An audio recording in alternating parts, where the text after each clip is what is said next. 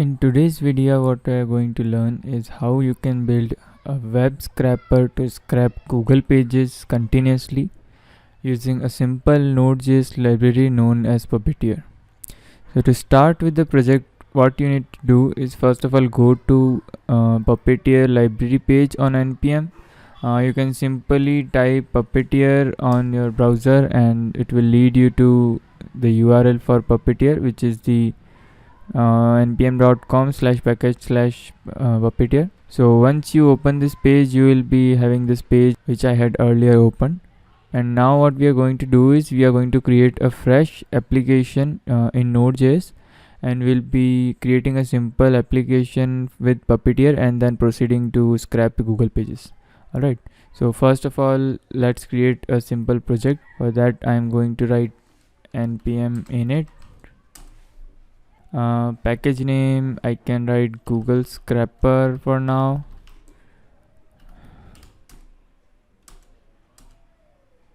Index.js is the entry point, that's fine. I don't need any keyword and author, everything is fine. Let's clear the console. And now what I'll do is first of all I'll create a file called index.js. Alright, and after that what I'll do is I'll install the Puppeteer library using npm install Puppeteer, or alternatively if you have yarn you can use yarn add Puppeteer. Alright, now let's wait for it to install. Meanwhile, you can open this project in your favorite code editor. I have used Visual Studio Code and my project is opened over here. Right now my index.js file is empty and my package.json file has no dependencies because the Puppeteer is yet installing.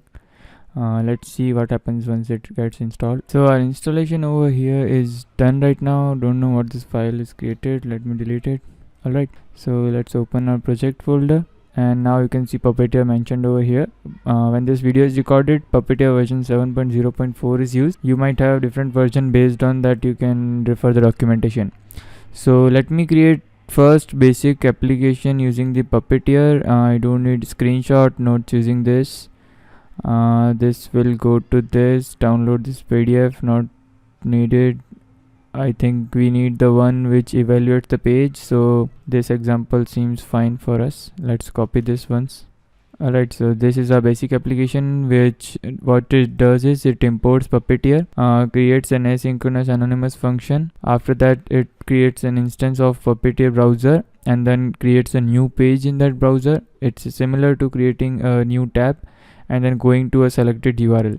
We will be using an additional parameter along with it that's known as wait until. So what wait until will do is wait till the time the page gets loaded completely, and the parameter I remember network idle. So network idle 2.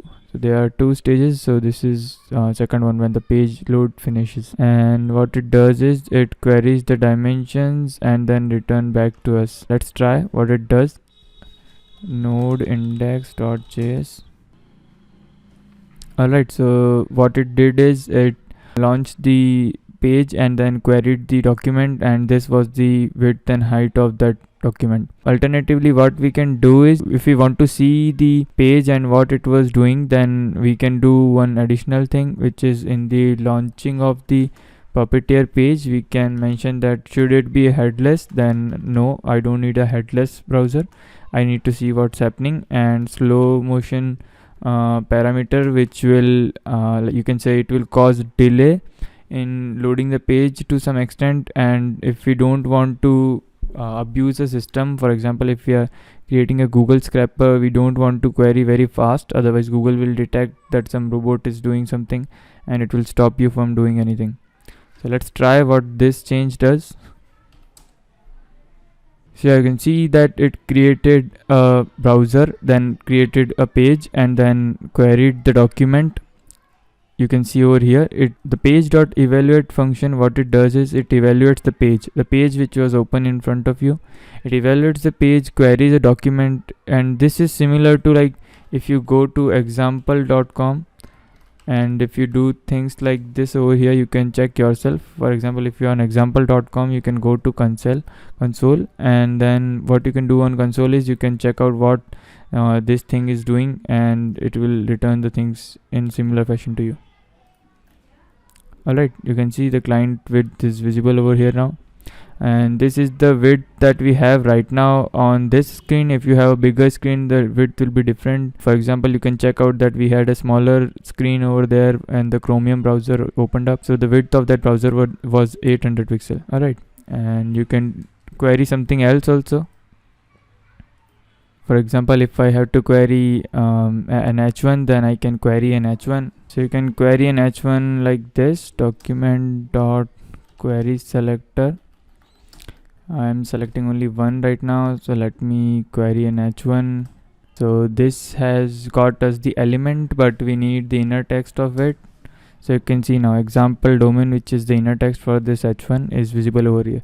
So same approach we'll be using there to scrap the web pages on the Google, and let's start with that step. First of all, what we'll be doing is we'll be creating a function. We'll not be doing these things over here. Let's comment these things out for a bit, and let's comment this also out.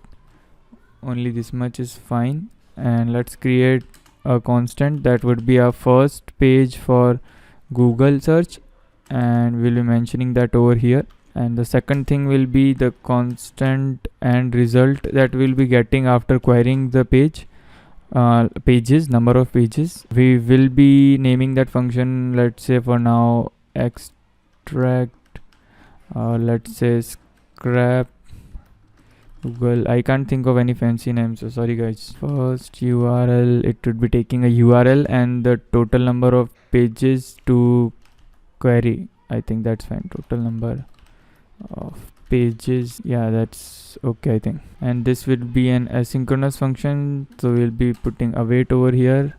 Let's now create this function. So let's start with creating that function. Scrap Google, and then we have the URL. It's URL. Okay, pages to scrap. I think this is the correct name for this. So this will be it. Let's use ES6 arrow function syntax for this, and an async function. So this is fine. Yeah, now it's fine. Okay, we'll be moving our code inside this function. So let's do things one by one, how we'll be proceeding. So first thing is that anyways the browser will open a page, so that's totally fine. And second thing is, like, first of all we will have to open a page, so that is totally fine. These two lines are totally fine, and these two lines are totally fine. Next, what we need to do is we need to first of all scrap the first page. For that, let's say I'm just writing scrapped data. I can't think of fancy names right now. So what I will be doing is, inside scrap data I will be awaiting the page dot evaluate, and this will give me access to the document of the page, and I can query the data over there. So how can I query now? Alright, the question is how can I query now? For example, let's go to google.com. Let me search for developers hive and show you guys how we can access things over here.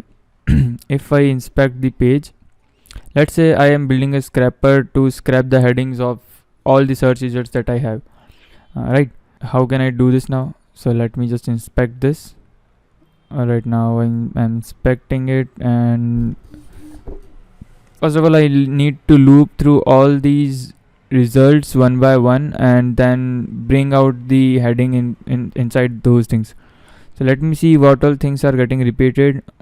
So this card with ID RS, so I think it's covering everything.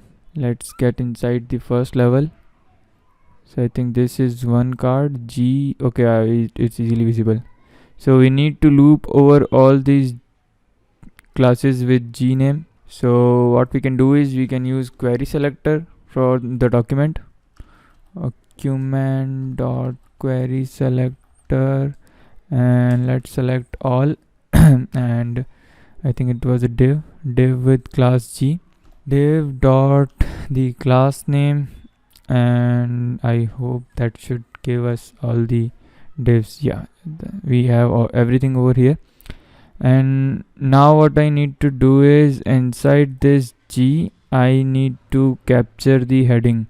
So I don't need the anchor, I need this h3 with this class name. Okay, so I need this document I have received in the form of array, and let's map out the things from that document, sub document, and then we need to query this sub document now. Alright, right now it's giving error, so we can avoid that. I only need the title from it, so I think this title is fine, and I have the sub document, so let's copy the sub document, and then I need the similar thing, which is the query selector. I need only one h tag and nothing else, so let me use the h, I don't remember what was it, h3 with this fancy class name, right? So let me use this s3 dot that fancy name, and I need the inner text from it, so dot inner text. What it is saying, map is not a function at the moment. Okay, so we need to create it as an array, so let's use array dot from function and encapsulate this query selector inside this. Alright, now I think that's fine. Okay, so that's giving an error because we can't probably use spaces in the class name, so let's try this. Okay, something is coming. What it is saying, inner text of null. Okay, so what right now is happening is that we have G, an array of G, but the last array doesn't has any value. For example, let me loop over this, and you can expand and check this, that the last div is the map, and the map doesn't has anything related to the header, that is the h3. So what we need to do is, what alternate we can do is, we can map it out, use the subdomain sub document, sorry for that, sub document, and for that sub document we can query things like this.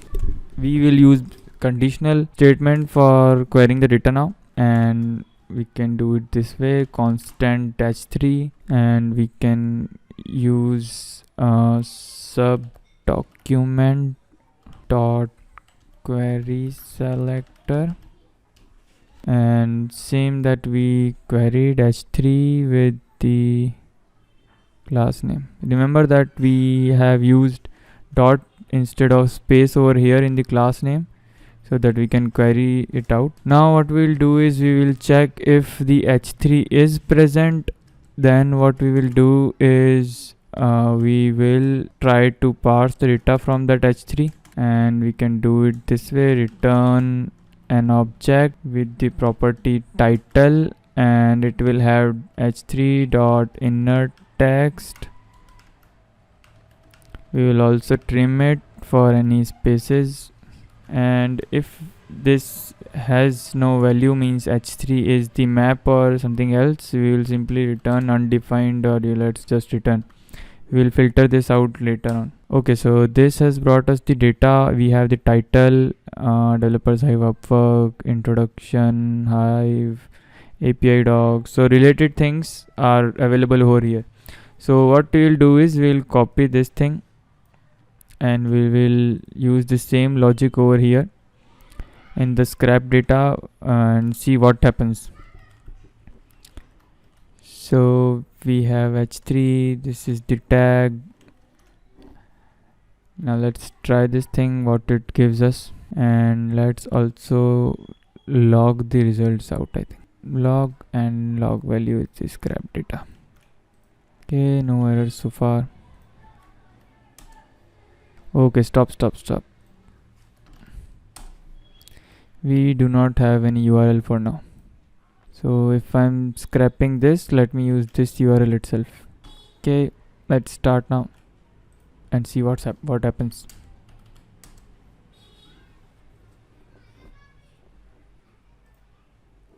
Okay, something's wrong. Cannot access scrap Google before initializing. Oh, I see. We need to move this function above the above these lines.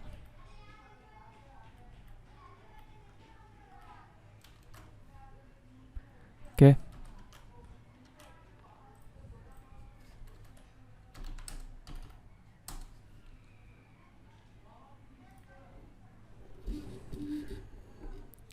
Total pages to scrap is not defined.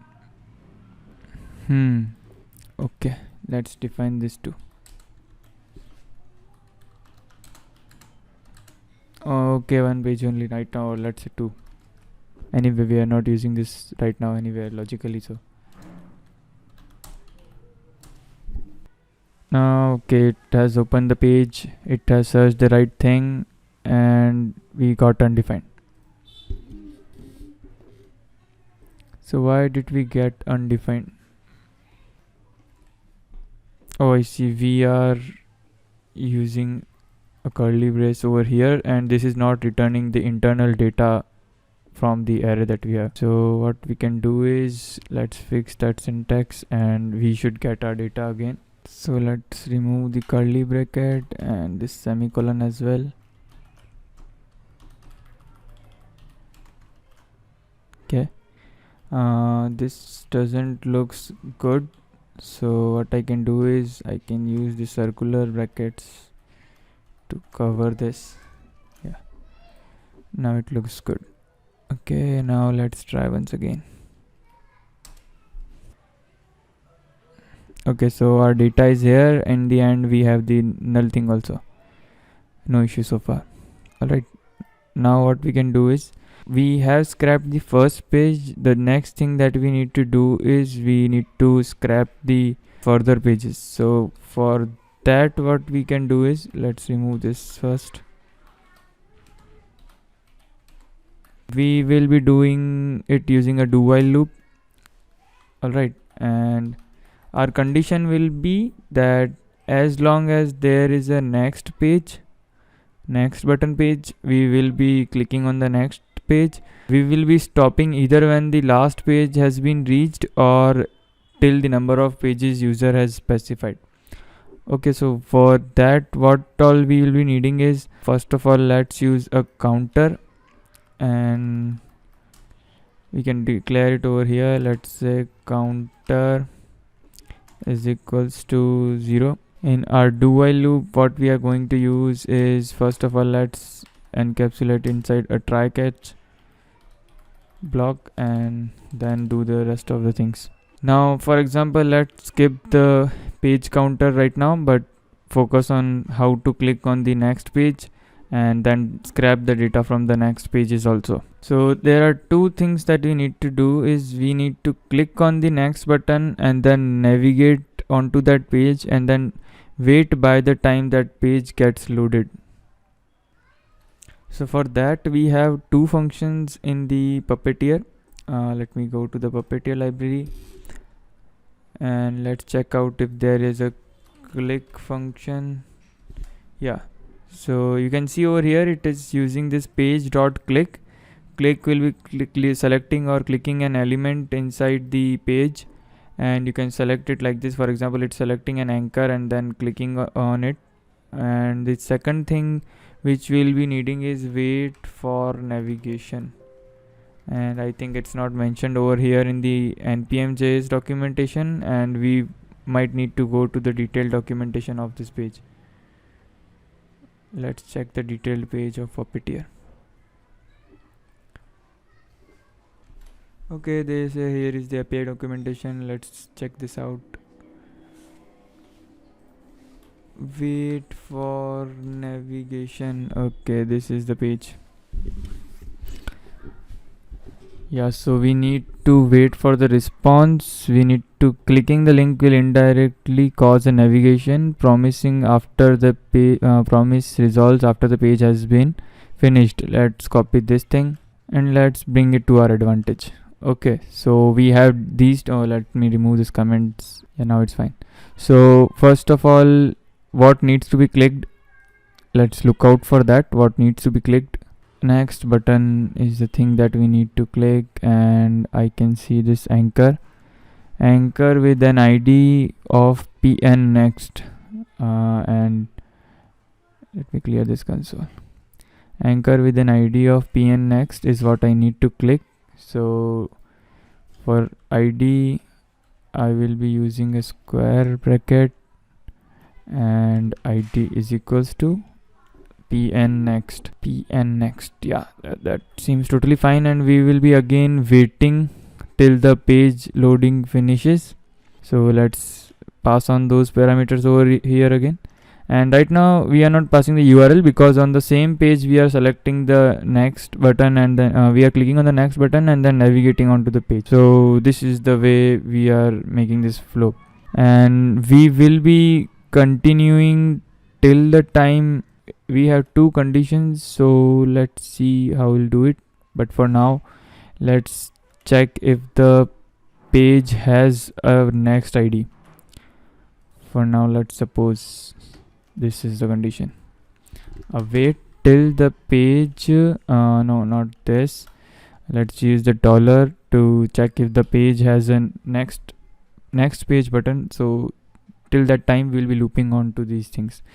And if the user navigates to the next page and the page has been loaded successfully, after that what we'll be doing is we'll be scrapping the data once again. So I'm copying my scrapper code once again, and let's say I scrap it over here. So let me call it nested scrapper data. Okay, I think that's fine. I think that's not very good, but yeah, for rapidly working onto something, I think that's totally fine. And I'll be merging this data onto my parent data, which is there. So let's spread this. For some reason concat doesn't work inside this. I have tried it, and I'm adding on to the data, right? Each page data I'm adding on to this scrap data, and in the end when the while also ends, I will be returning it. Return data, scrap data. Okay, and it will be loading like this. And if I get an error, so let me log it out over here. Error. Okay, let's remove this console log. We'll see the combined result of all the pages. For counter, we'll see how to do it. Let's first scrap the n number of pages, or let's try it out. So what we'll do is let's start with counter from 1 because we will be scrapping the first page anyway. And let's increment this counter over here like counter plus plus.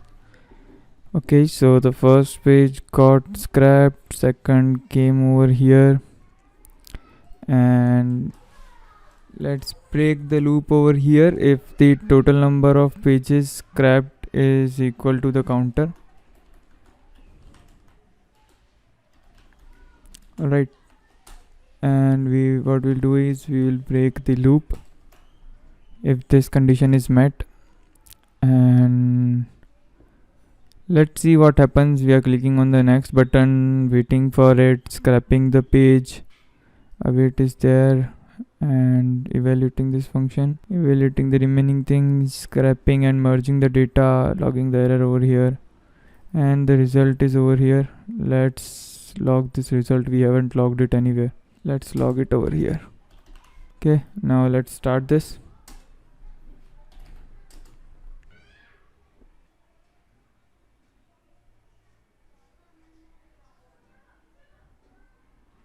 Okay, so this got loaded. First page came with this null, second page data also came. So number of pages getting loaded according to this number is working totally fine. And if I increase it, or what happens if I give it null, let's just remove that condition. Otherwise, if you want to scrap everything, you can give a big number, and that's totally fine, and it will give you the end result.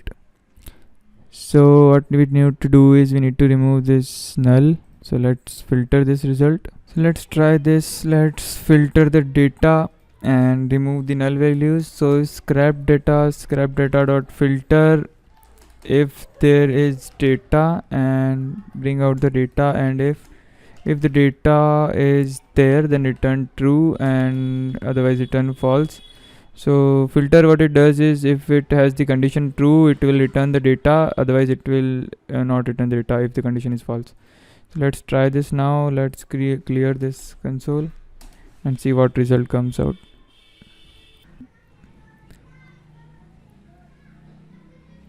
Okay, it clicked on next page has the Hive developers link, and let's see if there is some null value. Okay, it's not there, and we have the Hive thing also. Okay, so in this way you can create a scrapper. You can create different kind of scrappers. I have created a sample test case to navigate with multiple pages on Google, starting from the first page and then continuing your search. What you can do is you can use some kind of email extractors, and these kind of libraries available openly, and then even create an email scrapper out of it, or scrapper for your client. If you are someone into email marketing or any kind of web scrapper marketing, something like that, you guys can use it. Just make sure that you use a slow-mo field, and even if you can use it to the 1000 you can say 1000 milliseconds or nanoseconds, I don't know what that field is, but yeah, you can use it. A delay is good because Google will not block your pages and your scrapper from filtering out the pages, otherwise it does it. Yeah, so that's a true thing. I will be adding this onto my GitHub repository. You guys can watch out this code over there and match it with the video at different time. I don't know, the class names would be different, but it usually works in the conceptual format as I shown you on the video. So you guys can use your own way and find out the class names and create your own filter integrated with as many things as possible. I know that this is not the best way possible, but it is the quickest way I could show you what this kind of library can do. So guys, do follow my YouTube channel, follow my GitHub profile, connect with me on LinkedIn. I would be happy to help you out. If you have some kind of projects, reach out to me, visit my business website, follow me on GitHub. My ID is github.com/Tawfiq Kadri. If you want to have a connection with me on LinkedIn, then you guys can connect with me on LinkedIn with linkedin.com/n/Tawfiq Kadri. If you want to connect with me through my business site, then you guys can visit developershive.com and connect with me over there. I'll be happy to assist you guys with my services. Okay, keep watching guys. See you in the next video.